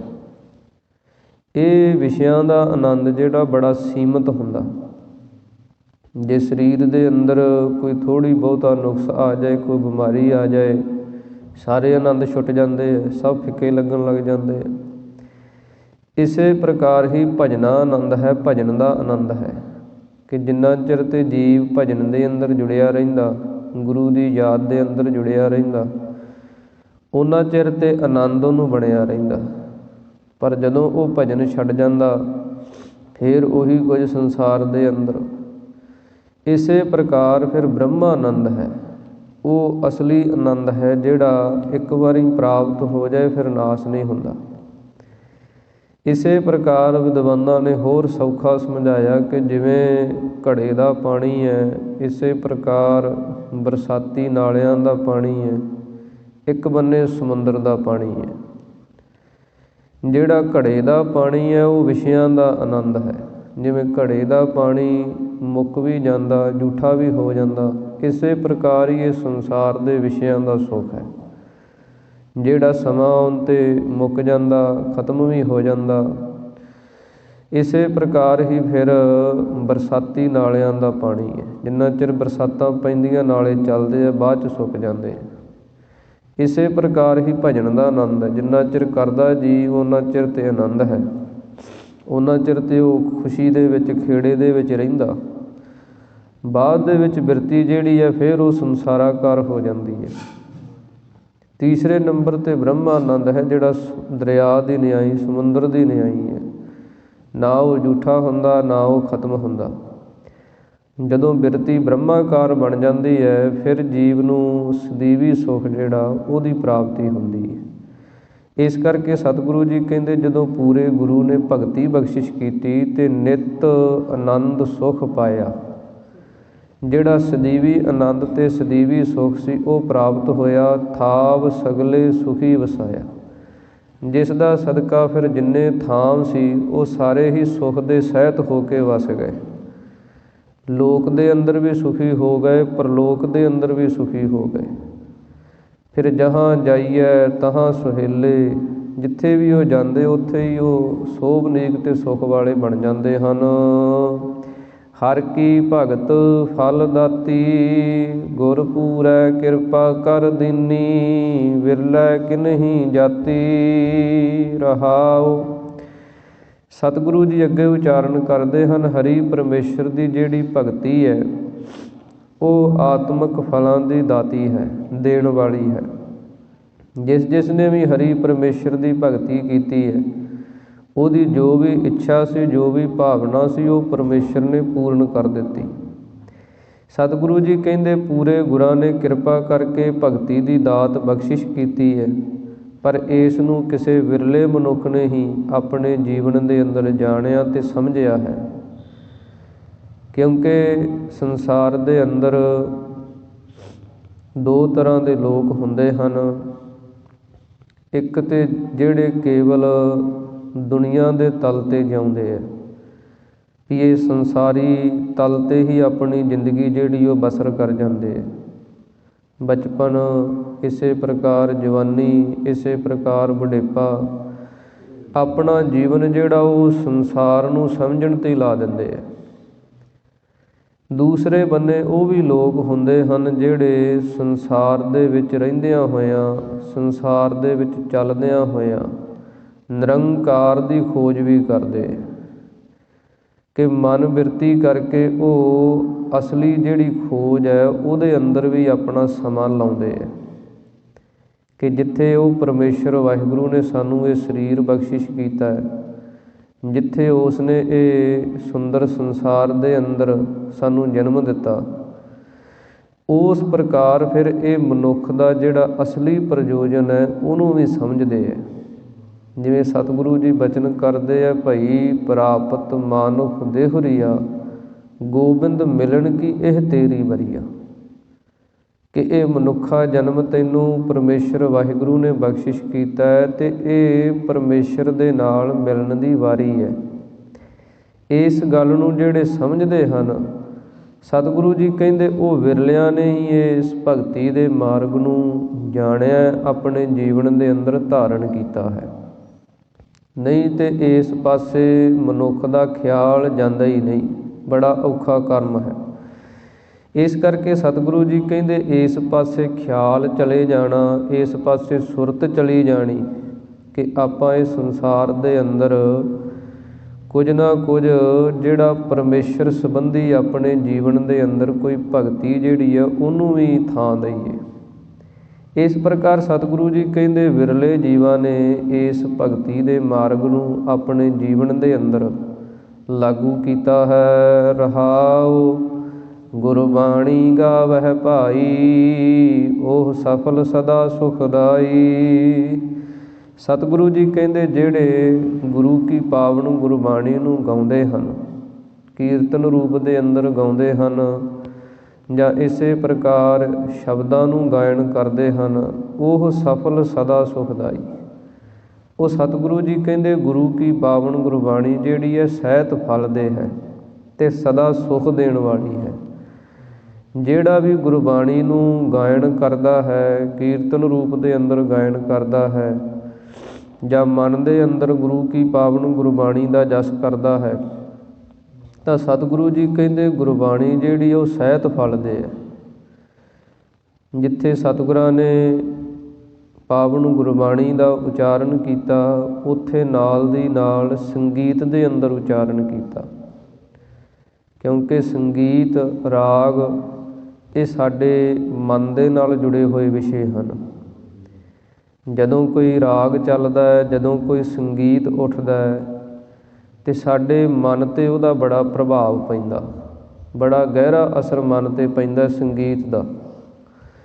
ਤਾਂ ਸਤਿਗੁਰਾਂ ਨੇ ਰਾਗਾਂ ਦੇ ਅੰਦਰ ਬਾਣੀ ਉਚਾਰਨ ਕੀਤੀ ਕਿ ਜੇ ਸੰਗੀਤ ਹੀ ਗਾਉਣਾ ਹੈ, ਸੰਗੀਤ ਹੀ ਸੁਣਨਾ ਹੈ, ਅਤੇ ਕਿਉਂ ਨਾ ਫਿਰ ਗੁਰੂ ਕੀ ਪਾਵਨ ਗੁਰਬਾਣੀ ਨੂੰ ਗਾਇਆ ਜਾਏ, ਸੁਣਿਆ ਜਾਏ। ਇਹ ਵੀ ਸੰਗੀਤ ਹੈ, ਕਿਉਂਕਿ ਸੰਗੀਤ ਇੱਕ ਬੜੀ ਸੁੰਦਰ ਕਲਾ ਹੈ ਜਿਸ ਦੇ ਅੰਦਰ ਸਾਡੇ ਮਨ ਦੀ ਇਕਾਗਰਤਾ ਹੁੰਦੀ ਹੈ। ਪਰ ਸਤਿਗੁਰੂ ਜੀ ਕਹਿੰਦੇ ਜੇ ਇਹ ਸੰਗੀਤ ਦੇ ਨਾਲ ਅਸੀਂ ਕੋਈ ਵਿਅਰਥ ਬੋਲ ਵਿੱਚ ਪਾ ਕੇ ਬੋਲਦੇ ਗਾਉਣੇ ਹੈ, ਜਿਹੜੇ ਸਾਨੂੰ ਗੁਰੂ ਤੋਂ, ਪਰਮੇਸ਼ਰ ਤੋਂ ਦੂਰ ਕਰਦੇ ਹੈ, ਅਤੇ ਉਹ ਨਹੀਂ ਸੁਣਦੇ। ਸਤਿਗੁਰਾਂ ਦੀ ਪਾਵਨ ਬਾਣੀ ਬਚਨ ਕਰਦੀ ਹੈ, ਸਾਕਤ ਗੀਤ ਨਾਦ ਧੁਨ ਗਾਵਤ, ਬੋਲਤ ਬੋਲ ਅਜਾਏ, ਮੋਹਨ ਸ਼ਰਵਣੀ ਇਹ ਨਾ ਸੁਣਾਏ। ਸਤਿਗੁਰੂ ਜੀ ਕਹਿੰਦੇ ਉਹ ਪਰਮੇਸ਼ਰ ਨੇ ਸਾਨੂੰ ਕੰਨ ਦਿੱਤੇ ਹੈ, ਸੁਣਨ ਦੀ ਸ਼ਕਤੀ ਦਿੱਤੀ ਹੈ, ਅਤੇ ਇਹਨਾਂ ਕੰਨਾਂ ਦੇ ਨਾਲ ਉਹ ਜਿਹੜੇ ਬੋਲ ਹਨ, ਜਿਹੜੇ ਵਿਅਰਥ ਹਨ, ਜਿਨ੍ਹਾਂ ਦਾ ਕੋਈ ਵੀ ਮਤਲਬ ਨਹੀਂ ਨਿਕਲਦਾ, ਜਿਨ੍ਹਾਂ ਦੁਆਰਾ ਸਾਡੇ ਮਨ ਦੀ ਜਿਹੜੀ ਅਵਸਥਾ ਹੈ ਉਹ ਵਿਗੜਦੀ ਹੈ, ਉਹ ਨਹੀਂ ਸੁਣਦੇ। ਸਤਿਗੁਰੂ ਸ੍ਰੀ ਗੁਰੂ ਅਮਰਦਾਸ ਮਹਾਰਾਜ ਬਚਨ ਕਰਦੇ ਹਨ, ਇਹ ਸ਼ਰਵਣ ਹੋ ਮੇਰੇ ਹੋ, ਸਾਚੈ ਸੁਣਨੈ ਨੋ ਪਠਾਏ, ਸਾਚੈ ਸੁਣਨੈ ਨੋ ਪਠਾਏ, ਸਰੀਰ ਲਾਏ ਸੁਣੋ ਸਤ ਬਾਣੀ, ਜਿਤ ਸੁਣੀ ਮਨ ਤਨ ਹਰਿਆ ਹੋਆ। ਇਹ ਗੁਰੂ ਕੀ ਪਾਵਨ ਗੁਰਬਾਣੀ ਜਦੋਂ ਆਪਾਂ ਸੁਣਦੇ ਹਾਂ ਇਹਨਾਂ ਕੰਨਾਂ ਦੁਆਰਾ, ਤੇ ਮਨ ਤਨ ਹਰਿਆ, ਮਨ ਜਿਹੜਾ ਉਹ ਵੀ ਖੁਸ਼ੀ ਤੇ ਖੇੜੇ ਅੰਦਰ ਆ ਜਾਂਦਾ। ਇਸ ਕਰਕੇ ਸਤਿਗੁਰੂ ਜੀ ਕਹਿੰਦੇ ਗੁਰਬਾਣੀ ਗਾਵਹਿ ਭਾਈ। ਹੇ ਭਾਈ, ਹੇ ਭਰਾਵਾ, ਹੇ ਮਿੱਤਰਾ, ਤੂੰ ਆਪਣੇ ਜੀਵਨ ਦੇ ਅੰਦਰ ਗੁਰੂ ਕੀ ਪਾਵਨ ਗੁਰਬਾਣੀ ਨੂੰ ਗਾਉਣਾ ਕਰ। ਉਹ ਸਫਲ ਸਦਾ ਸੁਖਦਾਈ, ਕਿਉਂਕਿ ਇਹ ਗੁਰੂ ਕੀ ਪਾਵਨ ਗੁਰਬਾਣੀ ਸਹਿਤ ਫਲ ਦੇ ਹੈ। ਭਗਤੀ ਰੂਪੀ ਫਲ ਤੈਨੂੰ ਬਖਸ਼ਣ ਵਾਲੀ ਹੈ, ਆਤਮਿਕ ਸੁਖ ਰੂਪੀ ਫਲ ਤੈਨੂੰ ਬਖਸ਼ਣ ਵਾਲੀ ਹੈ, ਅਤੇ ਸਦੀਵੀ ਫਿਰ ਤੈਨੂੰ ਜਿਹੜਾ ਸੁੱਖ ਹੈ ਉਹਦੀ ਪ੍ਰਾਪਤੀ ਹੋਵੇਗੀ। ਨਾਨਕ ਨਾਮ ਧਿਆਇਆ, ਪੂਰਬ ਲਿਖਿਆ ਪਾਇਆ। ਸਤਿਗੁਰੂ ਜੀ ਕਹਿੰਦੇ ਜਿਨ੍ਹਾਂ ਨੇ ਪਰਮੇਸ਼ਰ ਦੇ ਨਾਮ ਨੂੰ ਧਿਆਇਆ ਹੈ, ਪੂਰਬ ਲਿਖਿਆ ਪਾਇਆ। ਕੋਈ ਪੂਰਬਲਾ ਕਰਮ ਉਹਨਾਂ ਦਾ ਐਸਾ ਲਿਖਿਆ ਹੋਇਆ ਜਿਹਦੇ ਦੁਆਰਾ ਉਹਨਾਂ ਨੇ ਨਾਮ ਨੂੰ ਧਿਆ ਕੇ ਪਰਮੇਸ਼ਰ ਦੀ ਪ੍ਰਾਪਤੀ ਕੀਤੀ ਹੈ। ਕਿਉਂਕਿ ਪੂਰਬਲੇ ਕਰਮ ਜਿਹੜੇ ਸਾਡੇ ਹੁੰਦੇ ਹੈ, ਉਹਨਾਂ ਦੇ ਅਨੁਸਾਰ ਹੀ ਸਾਡੇ ਸੰਸਕਾਰ ਬਣ ਜਾਂਦੇ ਹੈ। ਪੂਰਬ ਕਰਮ ਅੰਕੁਰ ਜਬ ਪ੍ਰਗਟੇ, ਭੇਟਿਓ ਪੁਰਖ ਰਸਕ ਬੈਰਾਗੀ। ਸਤਿਗੁਰੂ ਜੀ ਕਹਿੰਦੇ ਜਿਵੇਂ ਇੱਕ ਬੀਜ ਹੁੰਦਾ, ਉਹ ਬੀਜ ਦੇ ਵਿੱਚੋਂ ਫਿਰ ਅੰਕੂਰ ਪੈਦਾ ਹੁੰਦਾ, ਇਸੇ ਪ੍ਰਕਾਰ ਹੀ ਸਾਡੇ ਜਿਹੜੇ ਪੂਰਬਲੇ ਕਰਮ ਪੁੰਨ ਰੂਪ ਕੀਤੇ ਹੁੰਦੇ ਹੈ, ਉਹ ਜਦੋਂ ਅੰਕੂਰ ਬਣ ਕੇ ਫੁੱਟਦੇ ਹੈ, ਫਿਰ ਸਾਨੂੰ ਗੁਰੂ ਦੀ ਨੇੜਤਾ ਜਿਹੜੀ ਉਹ ਪ੍ਰਾਪਤ ਹੋ ਜਾਂਦੀ ਹੈ। ਗੁਰੂ ਕੀ ਪਾਵਨ ਗੁਰਬਾਣੀ ਸਾਨੂੰ ਪ੍ਰਾਪਤ ਹੋ ਜਾਂਦੀ ਹੈ। ਸੁਣਨ ਨੂੰ ਅਤੇ ਪੜ੍ਹਨ ਨੂੰ ਸਾਨੂੰ ਸਮਾਂ ਮਿਲ ਜਾਂਦਾ, ਨਹੀਂ ਤਾਂ ਇਨਸਾਨ ਕਹਿੰਦਾ ਸਮਾਂ ਹੀ ਨਹੀਂ ਹੈ, ਜ਼ਿੰਦਗੀ ਜਿਹੜੀ ਹੈ ਬੜੀ ਬਿਜੀ ਹੈ। ਪਰ ਜਦੋਂ ਕੋਈ ਕਰਮ ਜਾਗਦੇ ਆ ਫਿਰ ਸਭ ਕੁਝ ਹੀ ਮਿਲ ਜਾਂਦਾ। ਇਸ ਕਰਕੇ ਸਤਿਗੁਰੂ ਜੀ ਕਹਿੰਦੇ ਪੂਰਬ ਲਿਖਿਆ ਪਾਇਆ। ਪੂਰਬਲੇ ਕੀਤੇ ਪੁੰਨ ਰੂਪ ਕਰਮਾਂ ਦਾ ਸਦਕਾ ਨਾਮ ਜਿਹੜਾ ਉਹਨੂੰ ਗੁਰੂ ਪਾਸੋਂ ਪ੍ਰਾਪਤ ਕਰਕੇ ਜਪਿਆ ਹੈ, ਜਿਸ ਦੁਆਰਾ ਉਹ ਪਰਮੇਸ਼ਰ ਵਾਹਿਗੁਰੂ ਦੀ ਪ੍ਰਾਪਤੀ ਹੁੰਦੀ ਹੈ। ਸੋਰਠ ਮਹੱਲਾ ਪੰਜਵਾ। ਗੁਰ ਪੂਰਾ ਆਰਾਧੇ, ਕਾਰਜ ਸਗਲੇ ਸਾਧੇ। ਸਤਿਗੁਰੂ ਸ੍ਰੀ ਗੁਰੂ ਅਰਜਨ ਦੇਵ ਮਹਾਰਾਜ ਅਗਲੇ ਸ਼ਬਦ ਦੇ ਅੰਦਰ ਉਚਾਰਨ ਕਰਦੇ ਹਨ ਕਿ ਜਿਨ੍ਹਾਂ ਨੇ ਪੂਰਨ ਗੁਰੂ ਵਾਲੇ ਬਣ ਕੇ ਆਰਾਧਨਾ ਕੀਤੀ ਹੈ। ਕਿਉਂਕਿ ਗੁਰੂ ਸੰਸਾਰ ਦੇ ਅੰਦਰ ਹਰੇਕ ਕੰਮ ਦੇ ਅੰਦਰ ਆਪਾਂ ਜਦੋਂ ਵੇਖਦੇ ਹਾਂ ਤਾਂ ਗੁਰੂ ਦੀ ਲੋੜ ਪੈਂਦੀ ਹੈ। ਚਾਹੇ ਉਹ ਸੰਸਾਰੀ ਤਲ ਦੇ ਕਾਰਜ ਹਨ, ਉੱਥੇ ਵੀ ਗੁਰੂ ਧਾਰਨ ਕਰਨਾ ਪੈਂਦਾ। ਇਸੇ ਪ੍ਰਕਾਰ ਹੀ ਜਿਹੜਾ ਭਗਤੀ ਦਾ ਮਾਰਗ ਹੈ, ਪਰਮਾਰਥ ਦਾ ਰਸਤਾ ਹੈ, ਇਹਦੇ 'ਤੇ ਗੁਰੂ ਦੀ ਬੜੀ ਜ਼ਰੂਰੀ ਲੋੜ ਹੁੰਦੀ ਹੈ। ਇਸ ਕਰਕੇ ਸਤਿਗੁਰੂ ਜੀ ਕਹਿੰਦੇ ਗੁਰੂ ਵੀ ਫਿਰ ਪੂਰੇ ਗੁਰੂ ਦੀ ਦਿੱਤੀ ਹੋਈ ਜਿਹੜੀ ਉਪਦੇਸ਼ ਸਿੱਖਿਆ ਹੈ, ਉਹਦੇ ਦੁਆਰਾ ਜਦੋਂ ਕੋਈ ਨਾਮ ਦੀ ਆਰਾਧਨਾ ਕਰਦਾ ਹੈ, ਕਿਉਂਕਿ ਨਾਮ ਵੀ ਤਾਂ ਗੁਰੂ ਪਾਸੋਂ ਹੀ ਪ੍ਰਾਪਤ ਹੁੰਦਾ। ਸ਼੍ਰੀ ਗੁਰੂ ਨਾਨਕ ਦੇਵ ਮਹਾਰਾਜ ਤੋਂ ਲੈ ਕੇ 10ਵੇਂ ਜਾਮੇ ਸ਼੍ਰੀ ਗੁਰੂ ਗੋਬਿੰਦ ਸਿੰਘ ਮਹਾਰਾਜ ਤੱਕ ਸਤਿਗੁਰੂ ਜੀ ਨਾਮ ਦੀ ਦਾਤ ਬਖਸ਼ਿਸ਼ ਕਰਦੇ ਰਹੇ। ਜਿਹੜਾ ਵੀ ਸਿੱਖ ਸਤਿਗੁਰਾਂ ਦੀ ਸ਼ਰਨ ਆਉਂਦਾ, ਸਤਿਗੁਰੂ ਜੀ ਨਾਮ ਦੀ ਦਾਤ ਬਖਸ਼ਿਸ਼ ਕਰਦੇ, ਚਰਨਾਂ ਦੀ ਪਹੁਲ ਦੇ ਕੇ ਉਹਨੂੰ ਗੁਰਸਿੱਖ ਬਣਾ ਦਿੰਦੇ। 10ਵੇਂ ਸਰੂਪ ਦੇ ਅੰਦਰ ਸ਼੍ਰੀ ਗੁਰੂ ਗੋਬਿੰਦ ਸਿੰਘ ਮਹਾਰਾਜ ਸੱਚੇ ਪਾਤਸ਼ਾਹ ਜੀ ਨੇ ਜਦੋਂ ਖਾਲਸੇ ਪੰਥ ਦੀ ਸਾਜਨਾ ਕੀਤੀ ਤਾਂ ਸਤਿਗੁਰਾਂ ਨੇ 5 ਪਿਆਰੇ ਸਾਹਿਬਾਨ ਦੀ ਸਾਜਨਾ ਕੀਤੀ, ਅਤੇ ਫਿਰ ਸਤਿਗੁਰਾਂ ਨੇ ਸਿੱਖਿਆ ਬਖਸ਼ਿਸ਼ ਕੀਤੀ, ਇਹ ਮਰਿਆਦਾ ਕਾਇਮ ਕੀਤੀ ਕਿ ਹੁਣ ਅੱਗੇ ਤੋਂ 5 ਪਿਆਰੇ ਸਾਹਿਬਾਨ ਜਿਹੜੇ ਹਨ ਇਹ ਨਾਮ ਦੀ ਦਾਤ ਬਖਸ਼ਿਸ਼ ਕਰਿਆ ਕਰਨਗੇ। ਹੁਣ ਜਦੋਂ ਆਪਾਂ ਅੰਮ੍ਰਿਤ ਛਕਦੇ ਹਾਂ ਅਤੇ 5 ਪਿਆਰੇ ਸਾਹਿਬਾਨ ਸਾਨੂੰ ਗੁਰ ਮੰਤਰ, ਮੂਲ ਮੰਤਰ ਦ੍ਰਿੜ ਕਰਾਉਂਦੇ, ਉਹ ਨਾਮ ਦੀ ਦਾਤ ਹੈ। ਕਿਉਂਕਿ 5 ਪਿਆਰੇ ਸਾਹਿਬਾਨ ਗੁਰੂ ਰੂਪ ਹਨ ਅਤੇ ਗੁਰੂ ਹੀ ਨਾਮ ਦੀ ਦਾਤ ਦੇ ਸਕਦਾ। ਇਸ ਕਰਕੇ ਸਤਿਗੁਰੂ ਜੀ ਕਹਿੰਦੇ ਜਿਨ੍ਹਾਂ ਨੇ ਗੁਰੂ ਵਾਲੇ ਬਣ ਕੇ ਅੰਮ੍ਰਿਤਧਾਰੀ ਹੋ ਕੇ ਗੁਰਸਿੱਖੀ ਨੂੰ ਧਾਰਨ ਕਰਕੇ ਗੁਰੂ ਦੇ ਦਿੱਤੇ ਹੋਏ ਉਪਦੇਸ਼ ਨੂੰ, ਸਿੱਖਿਆ ਨੂੰ ਕਮਾ ਕੇ ਨਾਮ ਦੀ ਆਰਾਧਨਾ ਕੀਤੀ ਹੈ, ਕਾਰਜ ਸਗਲੇ ਸਾਧੇ। ਉਹਨਾਂ ਦੇ ਜਿੰਨੇ ਵੀ ਕਾਰਜ ਹਨ ਸਤਿਗੁਰੂ ਜੀ ਕਹਿੰਦੇ ਉਹ ਸਾਰੇ ਹੀ ਸਿੱਧ ਹੋ ਜਾਂਦੇ ਹੈ। ਕੋਈ ਵੀ ਉਹਨਾਂ ਦਾ ਕਾਰਜ ਸੰਸਾਰਕ ਤੇ ਪਰਮਾਰਥਕ ਉਹ ਰਹਿੰਦਾ ਨਹੀਂ, ਸਾਰੇ ਸਫਲੇ ਹੋ ਜਾਂਦੇ ਹਨ। ਸਗਲ ਮਨੋਰਥ ਪੂਰੇ ਬਾਜੇ ਅਨਹਦ ਤੂਰੇ। ਸਤਿਗੁਰੂ ਜੀ ਕਹਿੰਦੇ ਸਾਰੇ ਹੀ ਮਨ ਦੇ ਜਿਹੜੇ ਮਨੋਰਥ ਸਨ, ਸ਼ੁਭ ਜਿਹੜੇ ਸੰਕਲਪ ਸਨ, ਮਨ ਦੀਆਂ ਜਿਹੜੀਆਂ ਸ਼ੁਭ ਭਾਵਨਾਵਾਂ ਸਨ, ਉਹ ਸਾਰੀਆਂ ਪੂਰਨ ਹੋ ਜਾਂਦੀਆਂ। ਜਿੰਨਾ ਚਿਰ ਆਪਾਂ ਗੁਰੂ ਵਾਲੇ ਨਹੀਂ ਬਣਦੇ, ਨਾਮ ਤੇ ਭਗਤੀ ਤੇ ਮਾਰਗ ਤੇ ਨਹੀਂ ਚੱਲਦੇ, ਮਨ ਜਿਹੜਾ ਉਹ ਚੰਗੀ ਗੱਲ ਸੋਚਦਾ ਹੀ ਨਹੀਂ। ਮਨ ਦੇ ਅੰਦਰੋਂ ਜਿਹੜੇ ਸੰਕਲਪ ਵਿਕਲਪ ਉੱਠਦੇ ਆ, ਮਾੜੇ ਉੱਠਦੇ ਆ। ਜਦੋਂ ਪੂਰਨ ਗੁਰੂ ਦੀ ਕਿਰਪਾ ਹੋ ਜਾਂਦੀ ਹੈ, ਫਿਰ ਮਨ ਦੇ ਵਿੱਚੋਂ ਸ਼ੁਭ ਸੰਕਲਪ ਜਿਹੜੇ ਉਹ ਪੈਦਾ ਹੁੰਦੇ ਆ। ਤਾਂ ਸਤਿਗੁਰੂ ਜੀ ਕਹਿੰਦੇ ਉਹਨਾਂ ਦੇ ਜਿਹੜੇ ਸ਼ੁਭ ਸੰਕਲਪ ਸਨ, ਮਨ ਦੇ ਮਨੋਰਥ ਜਿਹੜੇ ਸਨ, ਉਹ ਪੂਰੇ ਹੋ ਗਏ। ਬਾਜੇ ਅਨਹਦ ਤੂਰੇ, ਜਿਹੜੇ ਜਸ ਦੇ ਵਾਜੇ ਸਨ, ਖੁਸ਼ੀਆਂ ਦੇ ਜਿਹੜੇ ਵਾਜੇ ਸਨ, ਉਹ ਉਹਨਾਂ ਦੇ ਜੀਵਨ ਦੇ ਅੰਦਰ, ਮਨ ਦੇ ਅੰਦਰ ਵੱਜ ਗਏ।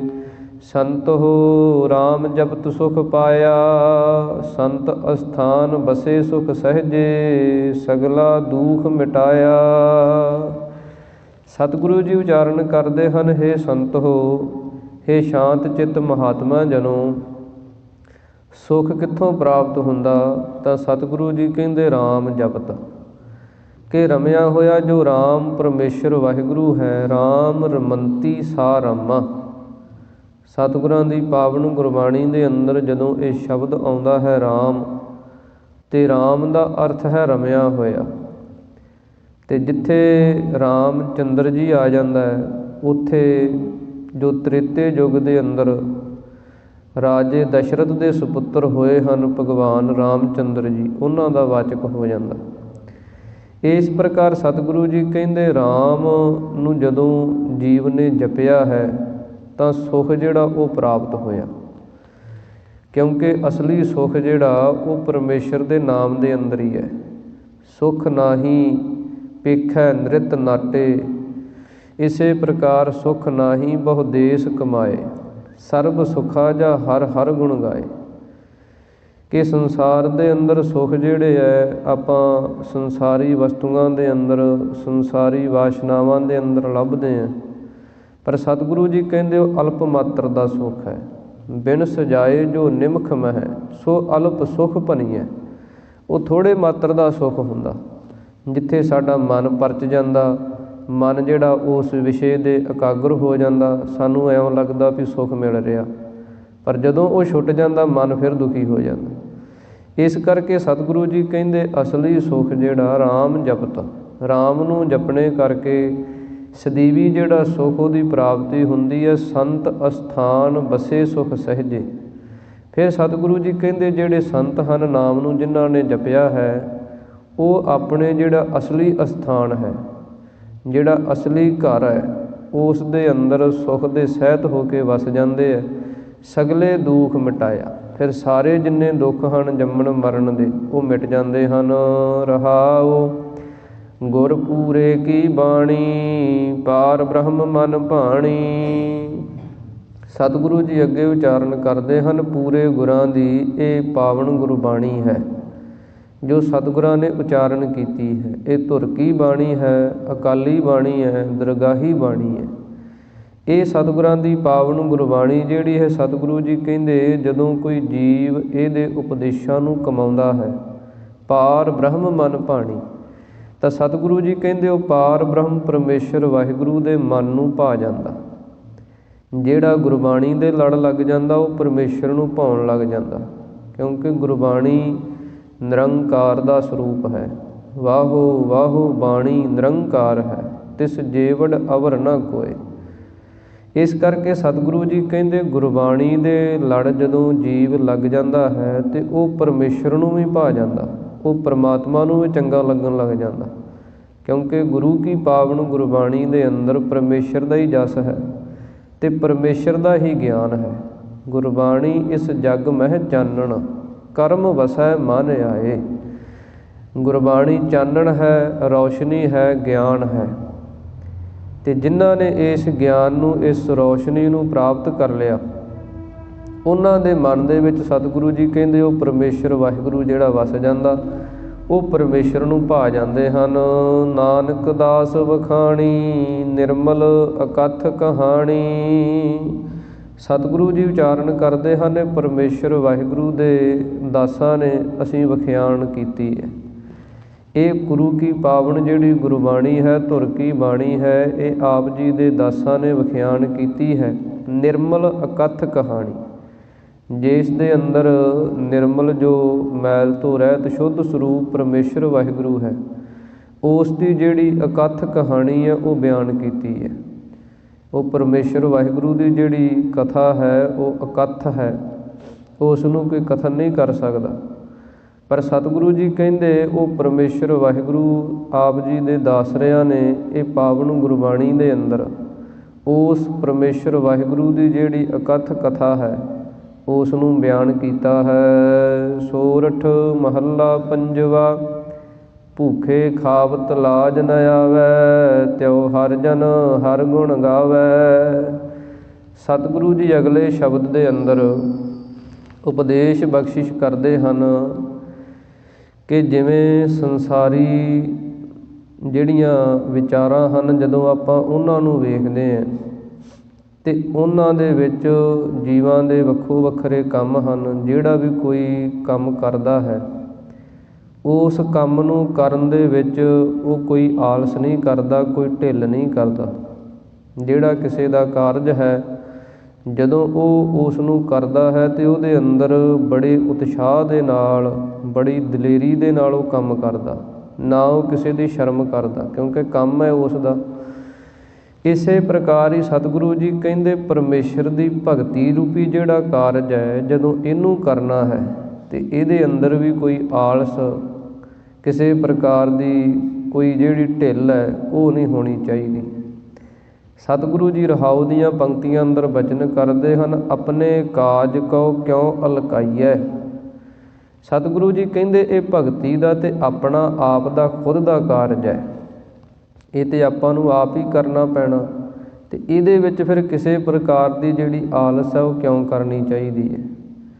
ਕਿਉਂਕਿ ਕਲਯੁਗ ਦੇ ਸਮੇਂ ਦੇ ਅੰਦਰ ਆਪਣ ਹੱਥੀ ਆਪਣਾ ਆਪੇ ਹੀ ਕਾਜ ਸਵਾਰੀ ਹੈ। ਕਲਯੁਗ ਦੇ ਸਮੇਂ ਦੇ ਅੰਦਰ ਆਪ ਹੀ ਭਗਤੀ ਕਰਨੀ ਪੈਣੀ ਹੈ, ਆਪ ਹੀ ਨਾਮ ਜਪਣਾ ਪੈਣਾ। ਜੇ ਇਹ ਸੰਸਾਰ ਦੇ ਅੰਦਰ ਅਸੀਂ ਆਪਣਾ ਪਾਰ ਉਤਾਰਾ ਚਾਹੁੰਦੇ ਹਾਂ ਅਤੇ ਫਿਰ ਸਤਿਗੁਰੂ ਜੀ ਕਹਿੰਦੇ ਇਸ ਕਾਰਜ ਦੇ ਅੰਦਰ ਆਲਸ ਕਿਉਂ ਕਰਨੀ ਹੈ? ਕਿਉਂਕਿ ਇਹ ਜਦੋਂ ਕਾਰਜ ਕਰਨਾ ਹੋਵੇ ਤਾਂ ਫਿਰ ਸਾਡਾ ਮਨ ਜਿਹੜਾ ਬੜਾ ਆਲਸੀ ਬਣ ਜਾਂਦਾ। ਜਿਵੇਂ ਸਤਿਗੁਰਾਂ ਦੀ ਪਾਵਨ ਗੁਰਬਾਣੀ ਬਚਨ ਕਰਦੀ ਹੈ, ਬੁਰੇ ਕਾਮ ਕਉ ਊਠ ਖਲੋਇਆ, ਨਾਮ ਕੀ ਬੇਲਾ ਪੈ ਪੈ ਸੋਇਆ। ਜਦੋਂ ਤੇ ਕੋਈ ਬੁਰਾ ਕਾਰਜ ਕਰਨਾ ਹੈ ਉਦੋਂ ਮਨ ਜਿਹੜਾ ਬੜਾ ਦਲੇਰ ਅਤੇ ਸ਼ੇਰ ਵਾਂਗੂ ਬਣ ਜਾਂਦਾ। ਪਰ ਜਦੋਂ ਕੋਈ ਨਾਮ ਜਪਣ ਦਾ ਵੇਲਾ ਆ ਜਾਂਦਾ ਹੈ, ਨਾਮ ਬਾਣੀ ਦੀ ਗੱਲ ਆ ਜਾਂਦੀ ਹੈ, ਫਿਰ ਸਤਿਗੁਰੂ ਜੀ ਕਹਿੰਦੇ ਮਨ ਢੇਰੀ ਢਾਹ ਜਾਂਦਾ। ਇਸ ਕਰਕੇ ਸਤਿਗੁਰੂ ਜੀ ਕਹਿੰਦੇ ਮਨ ਜਿਹੜਾ ਇਹਨੂੰ ਤਕੜਾ ਕਰਕੇ, ਮਜ਼ਬੂਤ ਕਰਕੇ, ਮਨ ਨੂੰ ਦਲੇਰੀ 'ਚ ਲਿਆ ਕੇ ਫਿਰ ਪਰਮੇਸ਼ਰ ਦੀ ਭਗਤੀ ਜਿਹੜੀ ਹੈ ਉਹ ਹੁੰਦੀ ਹੈ।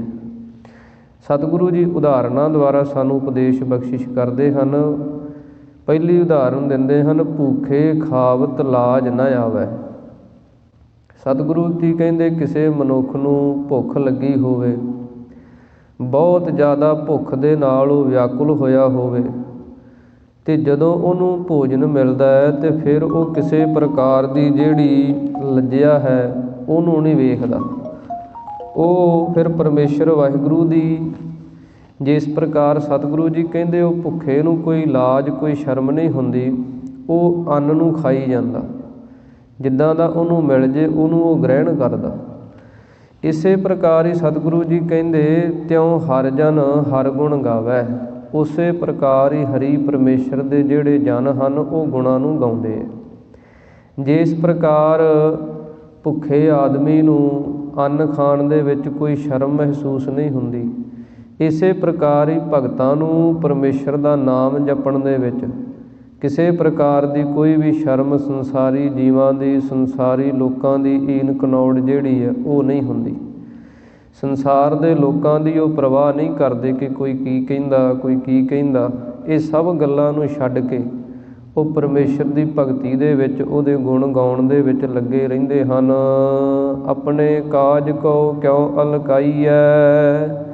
ਸਤਿਗੁਰੂ ਜੀ ਕਹਿੰਦੇ ਇਹ ਭਗਤੀ ਦਾ ਕਾਰਜ ਆਪਣਾ ਖੁਦ ਦਾ ਹੈ, ਇਸ ਦੇ ਵਿੱਚ ਫਿਰ ਕਿਉਂ ਜਿਹੜੀ ਆਲਸ ਹੈ ਉਹ ਕਰਨੀ ਚਾਹੀਦੀ ਹੈ। ਆਲਸ ਨੂੰ ਛੱਡ ਕੇ ਜਿਤ ਸਿਮਰਨ ਦਰਗਹਿ ਮੁਖ ਉਜਲ, ਸਦਾ ਸਦਾ ਸੁਖ ਪਾਈਐ। ਸਤਿਗੁਰੂ ਜੀ ਕਹਿੰਦੇ ਜਿਸ ਸਿਮਰਨ ਦੁਆਰਾ ਦਰਗਾਹ ਦੇ ਅੰਦਰ ਮੁਖ ਉਜਲੇ ਹੁੰਦੇ, ਦਰਗਾਹ ਦੇ ਅੰਦਰ ਮੁਖ ਉਜਲਾ ਜੇ ਕਰਾਉਣਾ ਹੈ ਤੇ ਉਹ ਪਰਮੇਸ਼ਰ ਦਾ ਨਾਮ ਹੈ। ਜਿਵੇਂ ਸਤਿਗੁਰਾਂ ਦੀ ਪਾਵਨ ਬਾਣੀ ਜਦੋਂ ਆਪਾਂ ਪੜ੍ਹਦੇ ਹਾਂ, ਜਪਜੀ ਸਾਹਿਬ ਦੇ ਅੰਦਰ ਸਤਿਗੁਰਾਂ ਨੇ ਸੰਪੂਰਨਤਾ ਤੇ ਬਚਨ ਕਹੇ ਹਨ। ਜਿਨੀ ਨਾਮ ਧਿਆਇਆ ਗਏ ਮਸਕਤ ਘਾਲ, ਨਾਨਕ ਤੇ ਮੁਖ ਉਜਲੇ ਕੀਤੀ ਛੁੱਟੀ ਨਾਲ। ਸਤਿਗੁਰੂ ਜੀ ਕਹਿੰਦੇ ਪਰਮੇਸ਼ਰ ਦਾ ਨਾਮ ਜਪਣੇ ਕਰਕੇ ਦਰਗਾਹ ਦੇ ਅੰਦਰ ਮੁਖ ਉਜਲੇ ਹੋ ਜਾਂਦੇ ਆ, ਮੁਖ ਜਿਹੜੇ ਆ ਉਹ ਪਵਿੱਤਰ ਹੋ ਜਾਂਦੇ ਆ। ਸਦਾ ਸਦਾ ਸੁਖ ਪਾਈਏ। ਫਿਰ ਸਤਿਗੁਰੂ ਜੀ ਕਹਿੰਦੇ ਸਦਾ ਸਦਾ ਹੀ ਸੁਖ ਜਿਹੜਾ ਉਹਦੀ ਪ੍ਰਾਪਤੀ ਹੁੰਦੀ ਹੈ। ਰਹਾਉ ਜਿਉ ਕਾਮੀ ਕਾਮ ਲੁਭਾਵੈ, ਤਿਉ ਹਰ ਦਾਸ ਹਰ ਜਸ ਭਾਵੈ।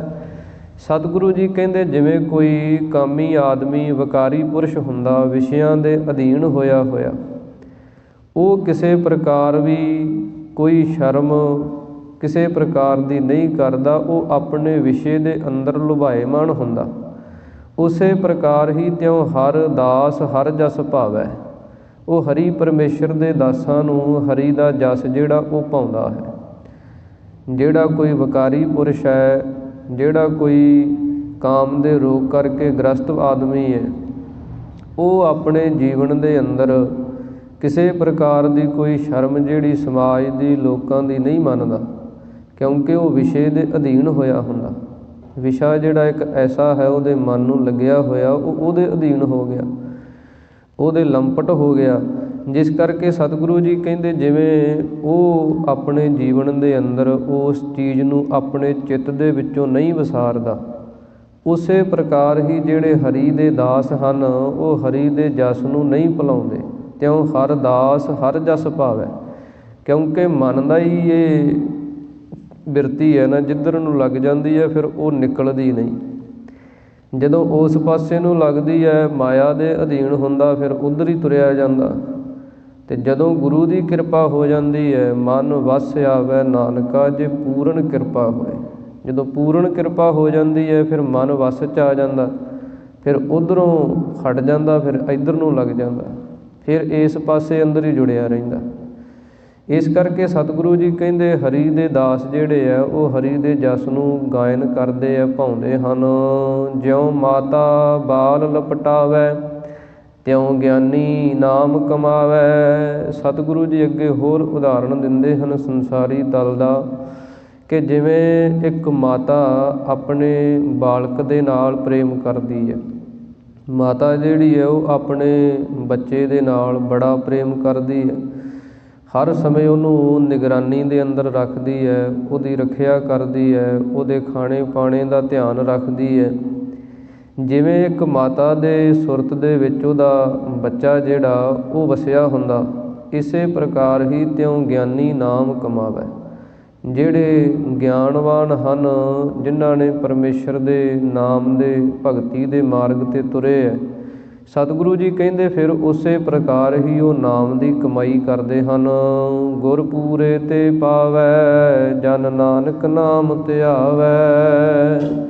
ਸਤਿਗੁਰੂ ਜੀ ਕਹਿੰਦੇ ਪੂਰੇ ਗੁਰਾਂ ਦੇ ਪਾਸੋਂ ਉਹ ਐਸੀ ਦਾਤ ਨੂੰ ਪ੍ਰਾਪਤ ਕਰਦੇ ਹੈ, ਜਨ ਨਾਨਕ ਨਾਮ ਧਿਆਵੈ। ਜਿਹੜੇ ਫਿਰ ਨਾਮ ਨੂੰ ਧਿਆਉਂਦੇ ਹੈ ਅਤੇ ਪੂਰੇ ਗੁਰੂ ਵਾਲੇ ਬਣ ਜਾਂਦੇ ਹੈ, ਪੂਰੇ ਗੁਰੂ ਦੇ ਲੜ ਲੱਗ ਕੇ ਉਹ ਐਸੀ ਪਦਵੀ ਨੂੰ ਪ੍ਰਾਪਤ ਕਰ ਲੈਂਦੇ, ਜਿਸ ਦਾ ਇਹ ਮਨੁੱਖਾ ਜਨਮ ਸਾਨੂੰ ਜਿਸ ਕਾਰਜ ਵਾਸਤੇ ਮਿਲਿਆ ਹੋਇਆ, ਉਸ ਕਾਰਜ ਨੂੰ ਉਹ ਗੁਰੂ ਵਾਲੇ ਬਣ ਕੇ ਅਤੇ ਸਿੱਧ ਕਰ ਲੈਂਦੇ, ਨਾਮ ਨੂੰ ਧਿਆਉਣ ਲੱਗ ਜਾਂਦੇ। ਇਸ ਪ੍ਰਕਾਰ ਧੰਨ ਸ਼੍ਰੀ ਗੁਰੂ ਅਰਜਨ ਦੇਵ ਮਹਾਰਾਜ ਸੱਚੇ ਪਾਤਸ਼ਾਹ ਜੀ ਨੇ ਸੋਰਠ ਰਾਗ ਦੇ ਅੰਦਰ ਆਪਾਂ ਨੂੰ ਇਹ ਪਾਵਨ ਪਵਿੱਤਰ ਉਪਦੇਸ਼ ਬਖਸ਼ਿਸ਼ ਕੀਤੇ ਹਨ, ਜਿਨ੍ਹਾਂ ਨੂੰ ਆਪਾਂ ਰਲ ਮਿਲ ਕੇ ਪੜ੍ਹਿਆ, ਸੁਣਿਆ, ਵਿਚਾਰਿਆ ਹੈ। ਇਹ ਪਾਵਨ ਪਵਿੱਤਰ ਉਪਦੇਸ਼ ਆਪਣੇ ਪੜ੍ਹਨ ਸੁਣਨ ਵਾਲਿਆਂ ਦੇ ਸਭ ਦੇ ਹਿਰਦਿਆਂ 'ਚ ਵਸਣ, ਜਿਸ ਕਰਕੇ ਆਪਾਂ ਲੋਕ ਸੁਖੀਏ ਪਰਲੋਕ ਸੁਹੇਲੇ ਹੋਈਏ ਜੀ। ਹੁਣ ਅਖੀਰਲੀਆਂ ਪੰਕਤੀਆਂ ਪੜ੍ਹ ਕੇ ਸਮਾਪਤੀ ਕਰੀਏ, ਉਸ ਤੋਂ ਉਪਰੰਤ ਅਰਦਾਸ ਦੇ ਅੰਦਰ ਸ਼ਾਮਲ ਹੋਈਏ ਜੀ। ਜਿਉ ਮਾਤਾ ਬਾਲ ਲਪਟਾਵੈ, ਤਿਉ ਗਿਆਨੀ ਨਾਮ ਕਮਾਵੈ, ਗੁਰ ਪੂਰੇ ਤੇ ਪਾਵੈ, ਜਨ ਨਾਨਕ ਨਾਮ ਧਿਆਵੈ। ਵਾਹਿਗੁਰੂ ਜੀ ਕਾ ਖਾਲਸਾ, ਵਾਹਿਗੁਰੂ ਜੀ ਕੀ ਫਤਿਹ। ਹੇ ਗੋਬਿੰਦ, ਹੇ ਗੋਪਾਲ, ਹੇ ਦਇਆਲ ਲਾਲ, ਪ੍ਰਾਣਨਾਥ ਅਨਾਥ ਸਖੇ, ਦੀਨ ਦਰਦ ਨਿਵਾਰ। ਹੇ ਸਮਰੱਥ ਅਗਮ ਪੂਰਨ, ਮੋਹਿ ਮਇਆ ਧਾਰ। ਅੰਧਕੂਪ ਮਹਾ ਭਿਆਨ, ਨਾਨਕ ਪਾਰ ਉਤਾਰ। ਆਏ ਪ੍ਰਭ ਸਰਣਾਗਤੀ, ਕਿਰਪਾ ਨਿਧ ਦਇਆਲ। ਏਕ ਅੱਖਰ ਹਰ ਮਨ ਬਸਤ, ਨਾਨਕ ਹੋਤ ਨਿਹਾਲ। ਜਲ ਥਲ ਮਹੀਅਲ ਪੂਰਿਆ, ਸੁਆਮੀ ਸਿਰਜਣਹਾਰ। ਅਨਕ ਭਾਂਤ ਹੋਏ ਪਸਰਿਆ, ਨਾਨਕ ਏਕੰਕਾਰ। ਵਾਹਿਗੁਰੂ ਨਾਮ ਜਹਾਜ ਹੈ, ਚੜ੍ਹੇ ਸੋ ਉਤਰੇ ਪਾਰ। ਜੋ ਸ਼ਰਧਾ ਕਰ ਸੇਵੰਦੇ, ਗੁਰੂ ਪਾਰ ਉਤਾਰਨਹਾਰ। ਜੋ ਸ਼ਰਧਾ ਕਰ ਸੇਵੰਦੇ, ਗੁਰੂ ਪਾਰ ਉਤਾਰਨਹਾਰ। ਤੂੰ ਠਾਕ